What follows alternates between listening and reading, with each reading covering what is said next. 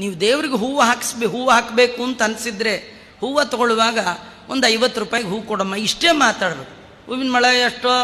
ಅವಳು 50, ಇವಾಗ 50 ತಂದೆ 10 ರೂಪಾಯಿಗೆ ಮೊಳ ಕೊಟ್ಬಿಡ್ತಾಳ. 50 ಯಾಕಮ್ಮ ಅಷ್ಟ? ಇವ ಅವಳತ್ತ ಅರ್ಧ ಗಂಟೆ ಜಗಳಾಡಿ ಕಡೆಗೆ ಅವಳು ಕೊಡಲ್ಲ ಅಂತ ಹೇಳಿದ್ರೆ ಬಿಡದೆ ಸರಿ ಕೊಡೋ ಅಂಥೇಳಿ ಬಳ ತೊಗೊಂಡು 30 ರೂಪಾಯಿ ಹಾಕಿ ಬರ್ರಂತ ಓಡೋಗ್ಬಿಡು. ಮಾರನೇ ದಿನ ದೇವ್ರಿಗೆ ಹಾಕುವಾಗೆಲ್ಲ ಅದೇ ಯೋಚನೆ, ಎಣ್ಣೆ ಎಷ್ಟಿತ್ತು 30 ರೂಪಾಯಿಗೆ ತಂದೆ ಅಂತ. ಅಂದರೆ ನಿಮ್ಮ ಮನಸ್ಸು ದೇವರಿಂದ ಜಾರಿ ಹೂವಿನ ಮಾರ್ಕೆಟ್ಗೆ ಹೋಯ್ತು. ಅದ್ರ ಬದಲು ಕೇಳಿದಷ್ಟು ಕೊಟ್ಟು ನಿಮ್ಮ ಯೋಗ್ಯತೆ ಎಷ್ಟು?